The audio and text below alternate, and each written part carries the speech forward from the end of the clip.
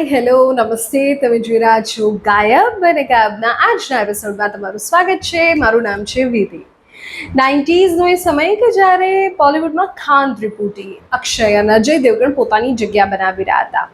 ત્યારે એક એવો હીરો આવ્યો જેણે પોતાના લુક્સથી, પોતાના દેખાવથી અને શાનદાર એક્ટિંગથી રાતોરાત કરોડો લોકો તેના ફેન્સ બની ગયા. અને આ એક્ટરનું નામ હતું અવિનાશ વાડવાણી. પૂજા ભટ્ટ અને દિવ્યા ભારતી જેવી ટોપ એક્ટ્રેસ સાથે બ્લોકબસ્ટર ફિલ્મો આપ્યા પછી પણ અવિનાશ કેમ બોલિવૂડની મેઇન સ્ટ્રીમમાંથી ગાયબ થઈ ગયા? આજે ખોલીશું 90sના નોસ્ટાલ્જિયા સુપરસ્ટારનું અસલી રહસ્ય.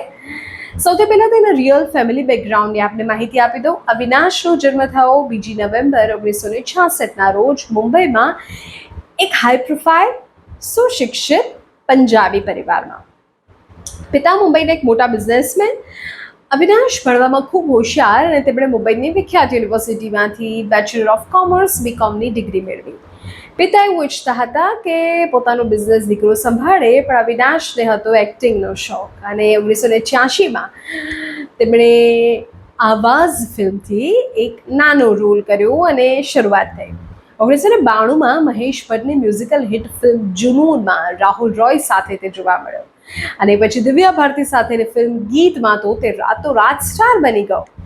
તેને લાંબા વાળ, ચોકલેટી લુકનો એ સમયે તો ખૂબ ક્રેઝ હતો. તેમણે આયુષ્માન ભવ ફિલ્મ કરી, દિલ કી બાઝી આ પણ તેમની એક મહત્વપૂર્ણ ફિલ્મ. આ સિવાય પણ બીજી કેટલીક ફિલ્મો તેમણે કરી. તો પછી વાત એવી છે કે તે ઓલરેડી એસ્ટાબ્લિશ થઈ રહ્યો હતો, ઘણી બધી ફિલ્મો કરી હતી, તો પછી આ એક્ટર ગાયબ કેમ? તેના ગાયબ થવા પાછળનું કારણ છે 90sના દાયકાના મિડ સમયે બોલિવૂડમાં એક્શન ફિલ્મોનો શરૂ થયેલો ટ્રેન્ડ. અક્ષય, અજય જેવા એક્શન હીરોઝ તેનાથી આગળ નીકળી ગયા. અવિનાશની કેટલીક સોલો ફિલ્મો હતી જે લાઇનસર ફ્લોપ જ જતી રહી. ઉપરાંત બોલિવૂડમાં ચાલી રહેલા કેમ્પિઝમ એટલે કે ગ્રુપિઝમના કારણે પણ તેને મોટી ફિલ્મો મળવાની બંધ થઈ ગઈ. નાની અને બી ગ્રેડ ફિલ્મો કરવાનું તેમણે પસંદ ન કર્યું અને અવિનાશે હિન્દી સિનેમાથી અંતર બનાવી લીધું. તેણે પર્સનલ લાઈફ પર ફોકસ કર્યું, લગ્ન કરી લીધા અને ફેમિલી લાઈફમાં વ્યસ્ત થઈ ગયા. તો સવાલ એ છે કે અવિનાશ અત્યારે ક્યાં છે? અવિનાશ અત્યારે બોલિવૂડથી, મોટા પડદાથી ગાયબ છે, ફિલ્મોથી ગાયબ છે, પણ તેમણે નાનો પડદો અપનાવી લીધો છે, ટીવીની દુનિયાને અપનાવી લીધી છે. જો તમે ટેલિવિઝનની પ્રખ્યાત સિરિયલ્સ બાલિકા વધુ, પિયા અલબેલા અને દુર્ગા આવી કોઈ સિરિયલ તમે જોઈ હોય તો તમે તેને ઓળખી જ જશો.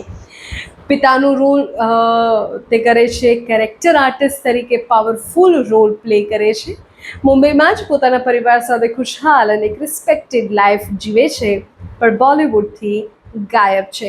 તમને અવિનાશનું કામ ફિલ્મો કે ટેલિવિઝન ક્યાંથી યાદ રહેવું છે? તમે એનો કયો રોલ જોવો છે અને કયો કામ, તેમનું કયું પરફોર્મન્સ તમને સૌથી વધારે ગમ્યું છે તે કમેન્ટ કરજો. ફરી મળીશું ગાયબના નેક્સ્ટ એપિસોડમાં. ત્યાં સુધી બાય બાય, ટેક કેર.